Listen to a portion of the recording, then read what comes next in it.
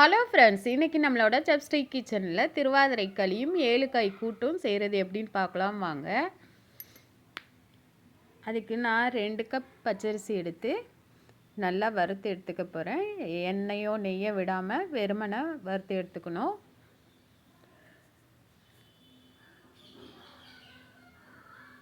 இன்னும் நல்லா வறுக்கணும், பொன்னிறமாக வறுக்கணும்.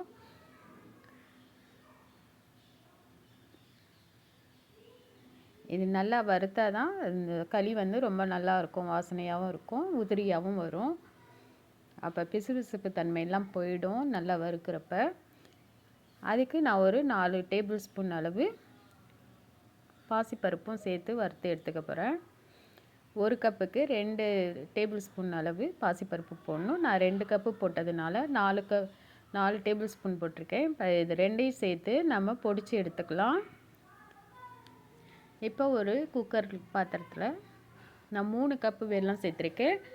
1 கப் பச்சரிசிக்கு 1.5 கப்பு வெல்லங்கிறதுனால நான் 3 கப்பு வெல்லம் சேர்த்துருக்கேன். தண்ணி வந்து நான் 4 கப்பு ஊற்றிக்கிறேன். இந்த வெல்லத்தில் வந்து மண் கல் எதுவும் கிடையாது, அதனால நான் டைரெக்டாக போட்டுக்கிறேன். இப்போ நம்ம 7 காய் கூட்டுக்கு ஒரு பொடி ரெடி பண்ணிக்கலாம். 2 ஸ்பூன் கருப்பு எள்ளும் 2 ஸ்பூன் பச்சரிசியும் போட்டு நல்லா வறுத்து எடுத்துக்கலாம். அது வறுபட்டதுக்கப்புறம் 2 ஸ்பூன் வந்து கடலைப்பருப்பும் 2 ஸ்பூன் வந்து உளுந்து போட்டு நல்லா பொரிய விட்டு, இதுக்கு கொஞ்சம் எண்ணெய் ஊற்றி தான் வறுக்கணும்.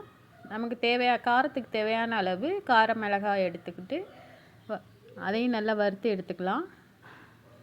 இப்போ நான் ஒரு 1/2 கப் அளவு துருவின தேங்காய் எடுத்து வச்சுருக்கேன். அதையும் போட்டு நல்லா செவக்க வறுத்து எடுத்துக்கலாம். இப்படி நீங்கள் நல்லா வறுத்து எடுக்கிறதுனால தான் இந்த கூட்டு வந்து கெடாமல் இருக்கும். நம்ம காலையில் பண்ணால் நைட்டு வரைக்குமே கெடாமல் இருக்கும்.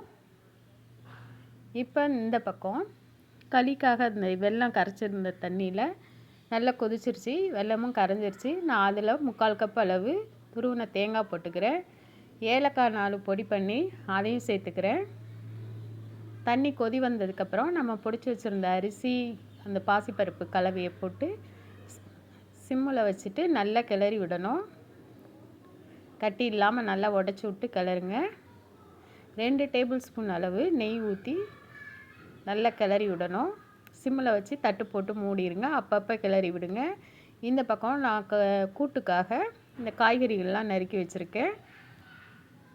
அதை மூழ்கிற அளவு தண்ணி ஊற்றிட்டு கொஞ்சம் மஞ்சத்தூள் போட்டு வேக விட்டு எடுத்துக்கலாம். இப்போ நம்ம களிக்கு ஒரு தாளிப்பு கொடுத்துக்கலாம். நெய் 2 டேபிள் ஸ்பூன் விட்டு நான் ஒரு கைப்பிடி அளவு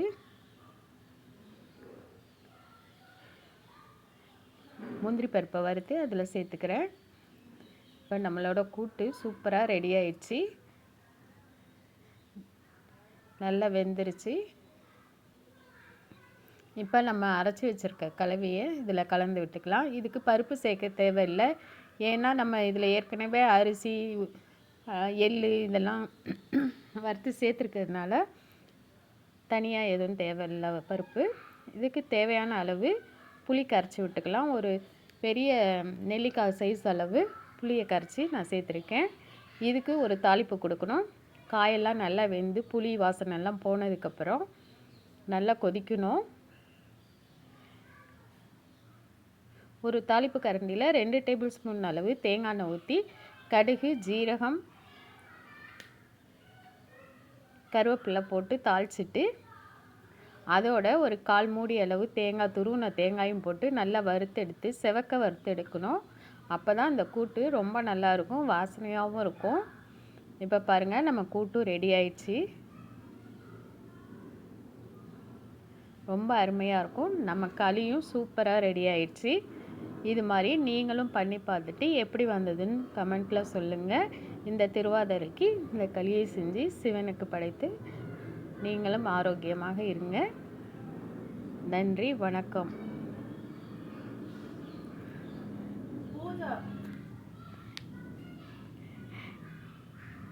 கண்டிப்பாக இந்த களியை செஞ்சு பாருங்கள், சூப்பராக இருக்கும். அதுக்கு இந்த காய்கறி கூட்டும் ரொம்பவே நல்லாயிருக்கும்.